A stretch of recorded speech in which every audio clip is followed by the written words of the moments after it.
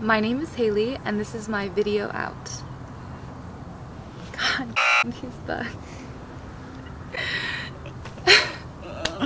Yes, that's gonna be perfect for Really? the intro. You're gonna be like,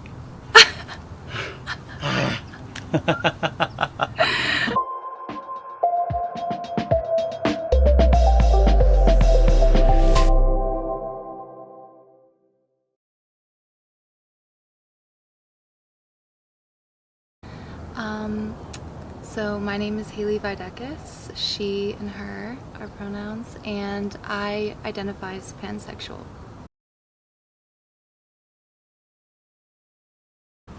To me, to be pansexual means to just completely rid yourself of the binary and any expectations of who we're supposed to be attracted to based on our gender.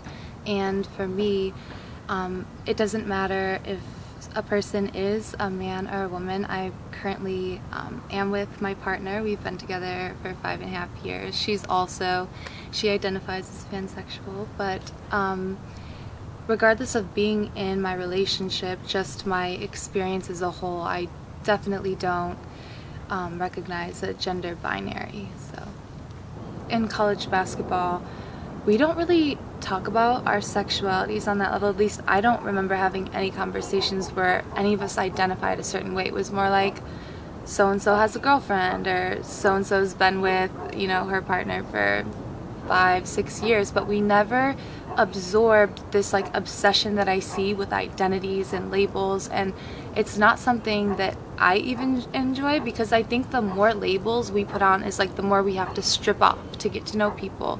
And I mean, I appreciate labels, they're good, but for me, the reason I identified with pansexual was my partner and I, when we came out, it was through a very public lawsuit. It got on TMZ the first day, and the headline they ran with was like lesbian basketball players. And we were in a lawsuit with a Christian school that we were essentially kicked out for being together, and we had to give up our basketball scholarships. And sitting back watching how the media very favorably to us, presented our case and our story, the one thing that they never even thought to ask was, how do you identify?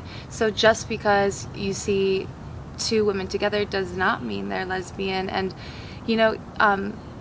even being bisexual, I thought about that for a while, but to me, bisexual really lives in that binary once again. So if someone, I'm just attracted to people and their souls and who they are. So that's why pansexual fit me, and why also I think like conversations surrounding identity and sexuality never really had a form. It just was, we are who we are, we're in this relationship. And so that fits pretty much my story up until coming out, how we talked about who we were attracted to. And yeah, so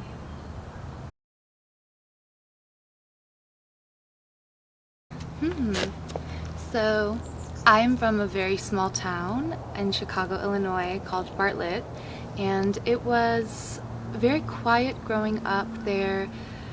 There wasn't much to do, so we stayed in our small town, and I fell in love with sports at an early age because it was the one place I feel like I could put all my energy and just channel it and become something great.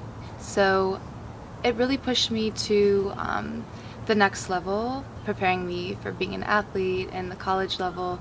And I was surrounded by amazing people, great community, people who I love and still talk to. And there was not a ton of diversity, but basketball was the world where I got my diversity, and I felt most at home playing basketball, always. I had a lot of support from my community, because also growing up, I never really explored my sexuality, because I grew up in a very religious family. Like, the priest would come over to our house, it was that small, and religion was a big part of my family. We went to church every Sunday, we were Catholic, and yeah, from an early age though, I knew I wanted to get out and explore outside of my town. I knew there was something bigger. I didn't really know what it was, but I just knew I would be growing up outside of that and migrate to the West Coast over time.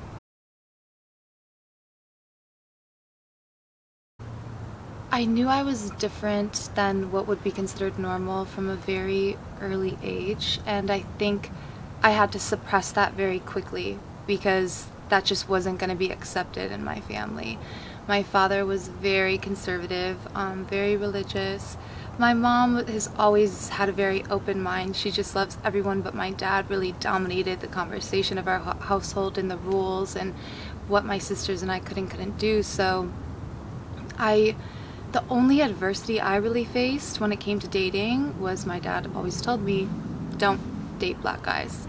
And that was really racist, and I always knew it was wrong, and so I kind of stepped to dating people who didn't look like me. I just always was, I don't even know how to explain how I felt. It just was wanting more, like, and it really was connecting also with people who weren't like me, and I found joy and peace in connecting with people of different experiences and backgrounds and ethnicities. So that's how it was growing up for me, and it wasn't until getting to college that I really started exploring my sexuality. And the first girl I dated was my partner who I'm with today, and that was when I was, I think, around 18, 19 years old.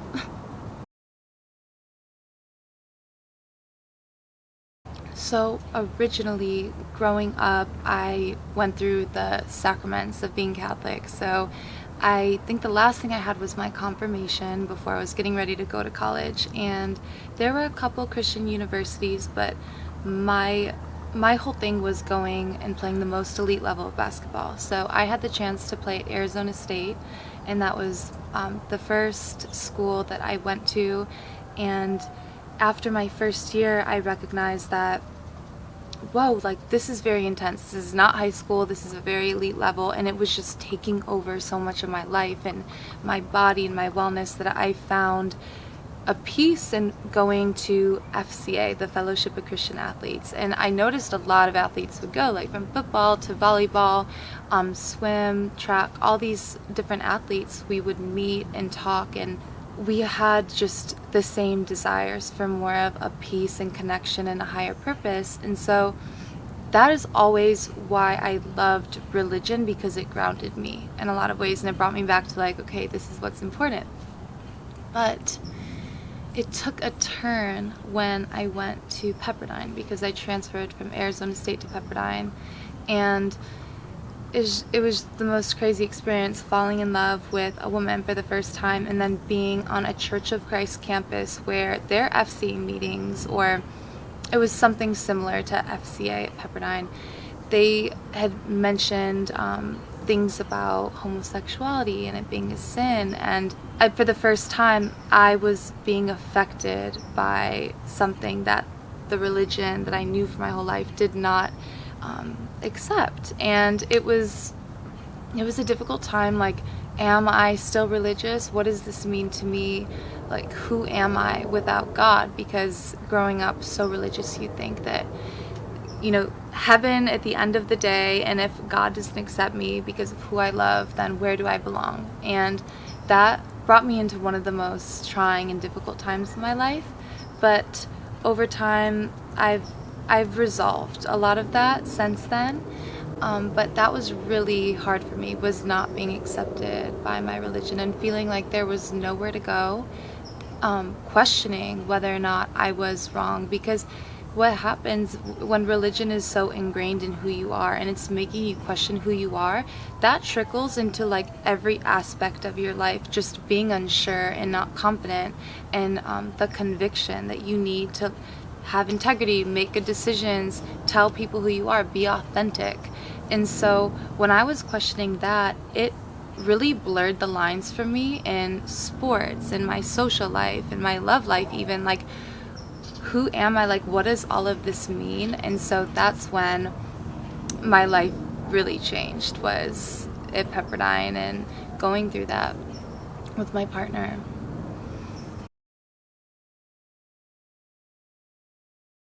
Is that okay? It's the sprinklers. Yeah. Okay. I'm actually writing a book. I'm excited about that, and you can read all about the story. But a summed up version of what happened was Leana transferred from University of Arizona, and I came from Arizona State. So we were like the Pac-12 transfer duo. She came 6 months after me, and we just immediately connected because we had come from these very elite, intense programs, and we were searching, I think, for something more in different ways, but essentially we just wanted more stability and balance, and we wanted to go to the WNBA. Just transferring to Pepperdine never meant we didn't. But I tell people, coming to the WCC from the Pac-12, you can really stand out. If you're with someone who's really talented and incredible, you can set records in your conference with points scored or just winning, beating big teams. So we saw it as an opportunity to grow. We connected and just practiced together all of the time, got very close because we couldn't travel with the team. As we were getting close, the coaches, specifically the head coach, I wouldn't even say coaches, he started to, I think, notice that, and he had some very interesting experiences with the LA Sparks. I won't get all into that, but he had some rules that we slowly found out about. One being that lesbianism wasn't tolerated on his team, and for me that was the first time I ever heard a coach use that word, say lesbianism wasn't tolerated in general. Was just like, WTF, what does this mean? Not only for me, but like, am I lesbian? Just all these things questioning and going through my head. But we were in a very secretive, hidden relationship because no one on campus in 2013 or 2014 at Pepperdine was out. No one held hands, walked around the campus together. So we were like, this has got to stay very secret. And she told me, some stuff that she knew about the school, and we couldn't be out. So that was never a question, like whether we were flaunting it or like kissing in the locker room. Like, people think some crazy things, and I'm like, no, these are just stereotypes ingrained in women's sports that we see today even. So it got bad. Like, there were a lot of incidents that started spiraling out of control, and eventually we had to leave and file a lawsuit against the university. I never wanted to come out. I went to the financial aid office thinking that I could maybe plead with her because I had straight A's about giving me an academic scholarship, and just so I could stay and finish, and I knew my dad wouldn't accept hearing about any of this. So I think I even wanted to go away quietly at one point, and she was like, why are you even in here in the first place? And I told her, well, my coach thinks I'm dating my best friend, my teammate. And I wouldn't even tell people that it was true. That's how terrified I was, thinking it was illegal or we could really get kicked out. And so she told me, this is something for Title IX. So I got referred, and a couple days later I was in the assistant vice president's office telling her things, and it got taken to a Title IX investigation, and ultimately, in my opinion, it got covered up, and everyone, including our teammates, our very close friends who were secretly dating too, it just became like, it feels like a witch hunt, everyone being under the microscope, and just how everything happened after that was really hard. But I'm definitely turning it into something positive. It's hard to not talk about the experience without having a little bit of sadness, and it was very hard. That time was very dark. We didn't have support. We didn't have the support of our families like we do today, and it was something that I do not wish upon anybody to have to go through. So even though I recognize the severity of everything that happened, I do want to use my story and experience for the better, which is why I keep fighting to do that and pushing through, because there's so much now that I'm out of sports and in the world where I can affect change through it, that I have to get through to be on this platform where I can share my story in a positive way that won't scare off athletes who are currently playing, but to show people this is what women are going through, on top of not really getting paid anything, especially in the WNBA, and compared to what their male counterparts are making and what they should be getting paid, just to encourage people to use their voice and speak out and empower women, because we're badass, beautiful individuals and we work very hard at what we do. So that has to be respected the same way coaches are respecting male athletes.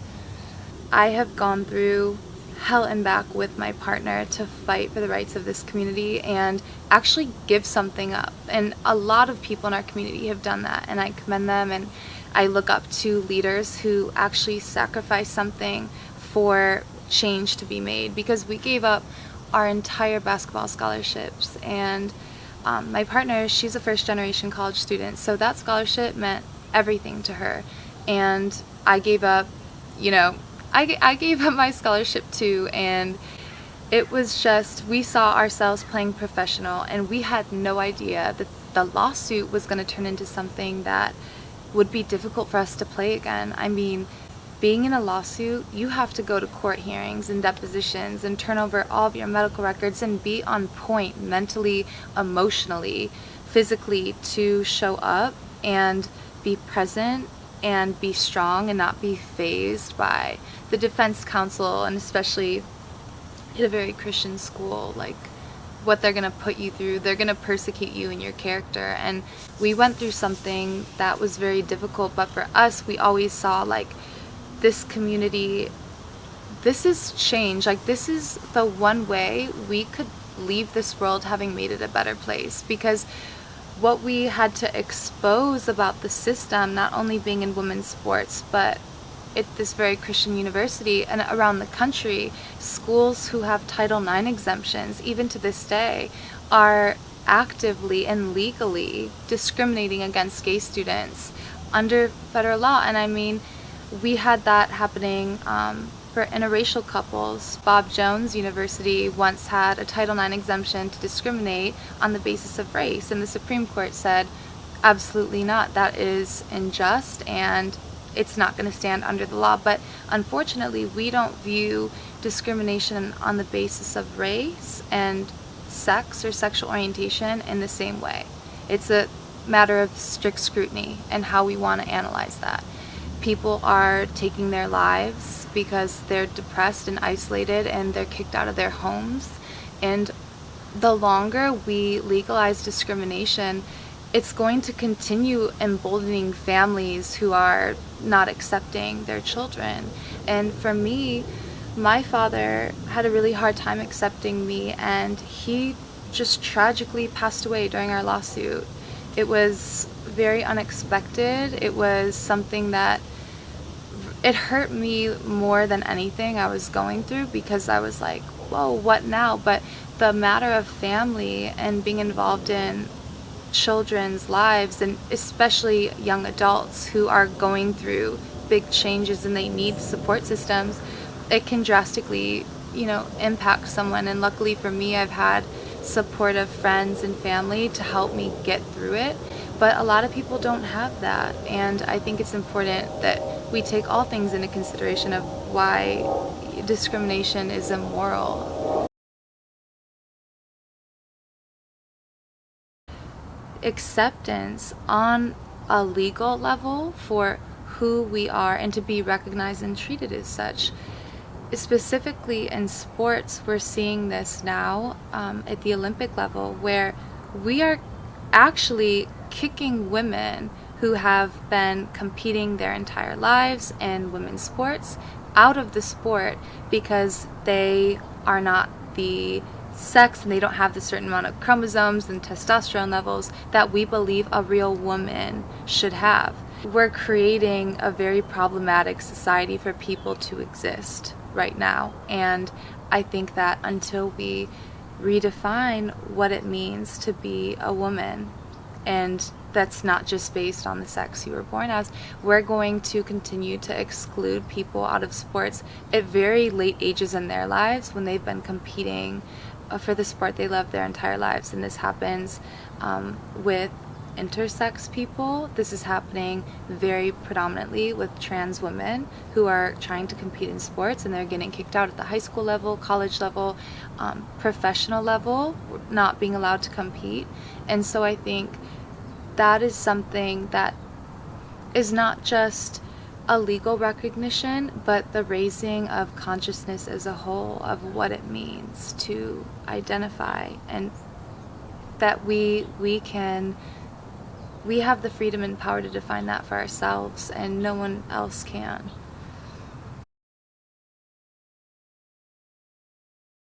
We can create so much change if we're passionate and if we have the right intention for it. If we want to make the world a better place, not only to see it in our lifetime, but to not care whether or not we are seeing the impact of it. So it's like work that you do, going around the world and interviewing people about their experiences and giving people a platform and voice who do not necessarily have it. That is going to just empower others, because when we recognize our own power, nothing can really hold us back.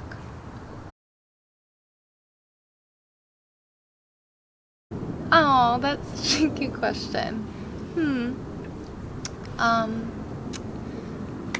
My favorite part about being me is just my ability to love everyone and to just see the good in people and to forgive and to just move on, and that even if people hold certain views or beliefs, like, we have to talk and we have to love each other, because I recognize with my own father, I wasn't always loving to him, and I just am really committed to loving everyone, even those we don't see eye to eye with, so we can just make the most change as possible.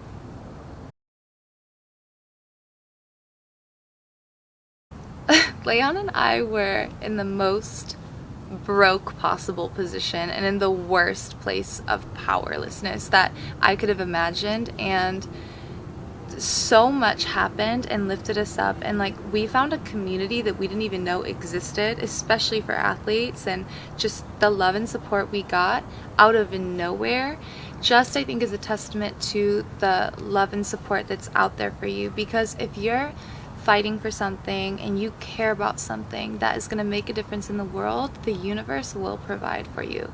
We thought we were going to be just SOL, and everything came through. So like, I really do believe that everyone has that power within them to just lift themselves up and, you know, receive help from others, because we need each other to make it through. So never feel like you don't have the power to do something, because you always will have people who will come through for you.